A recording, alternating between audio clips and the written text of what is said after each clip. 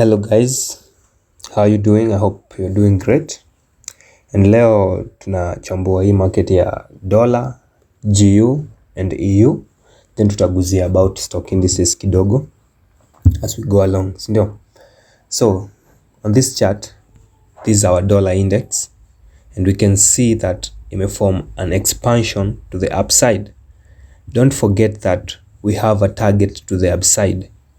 The monthly CB, it's a pocket that price will want to reach there so that institutions can offload their longs there. The 120.000 level is the monthly level that we are looking for longs to. Tunaangalia price ifike up to that level, and until we get to that level, we are not changing our bias. It's good to stick to your bias until you're proven otherwise, right? So whenever you see these expansions, inakuonyesha that institutions wanataka ku accumulate longs. If it's bullish, if it's bearish, ita communicate na wewe, okay? So on my side, mi naona this thing wants to go upside up to the 120 levels where we outlined last week.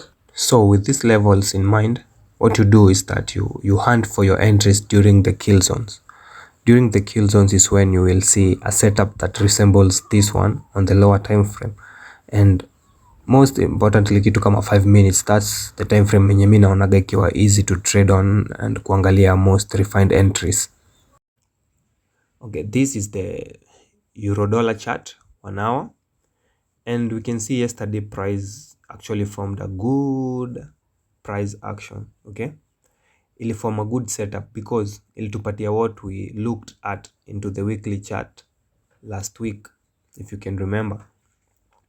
Imetupatia an intermediate term high yenye imetake out buy side liquidity, ikarejectiwa na 1 hour OB, then it balanced that fair value gap. You can see it there, is a red line mbili hapo. Then price, what's price trying to do? Price inajaribu kurudi hapa kwa FVG so that it can keep going down. It wants to reprice to the FVG so that it can keep going down. That's what price do. Hivyo ndio algo inafanyaga. So what we do here is that we use the institutional order flow entry drill to enter the market. Whenever the market enters that FVG area, you start hunting for your setups. I hope you can see it clearly. If you don't understand it, I will attach the ICT link to my description. You can follow and watch more about the institutional order flow entry drill. Bullish dollar will make euro dollar and pound dollar to drop. So dollar ikipanda juu, tutakuwa tuna expect euro dollar iingie into this fair value gap, then ianze kuteremka, okay? So we will start hunting our setups right at New York session. We have some high impact news coming today at 8:30 and 2 p.m. New York time zone. Kutakuwa na news, na hizo news ndio zitachangia this volatility that we are waiting for, okay?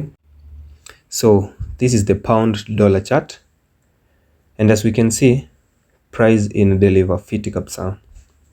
We can see imeform a setup into the 1 hour, imeacha an open gap, and that's where we will anticipate price to trade to so that it can come out of that area.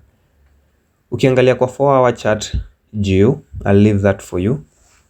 Utaona tuko in a big market maker sell model.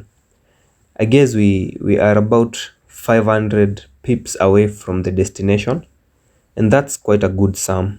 Ukiangalia fiti 500 pips, you can do a lot with that. Kwanza saizi GU imekuwa ikienda very many pips. By EU and GU dropping and DXY going up, it will mean that the indices will go down. Nasdaq, US 30, US 500. It means that those three asset classes zita drop chini. When you look at the indices market, you can see that the daily time frame is forming fair value gaps, and I think the market will reprice to that level first so that it can keep going down. I don't see anything bullish in stocks. I think Nasdaq will keep going down, Dow the same, and S&P 500 will still keep going down. This is the economic calendar for the market drivers of this week, and we can see this, actually it's in Kenyan time, Ukiangalia hapa 9 am leo Kenya GBP tulikuwa na news, 2:35 pm tutakuwa na news, 3:30 pm tutakuwa na news, of which 3:30 pm to New York time it's let's say 8:30 am, so it's the New York open kill zone for stocks and indices. Thank you guys, that's all I had for today. Remember to subscribe, remember to like and follow for more. Also, if you loved this analysis, I have more of this type of analysis in my Telegram free channel. You can join it. Use the link in the description below. So thank you guys.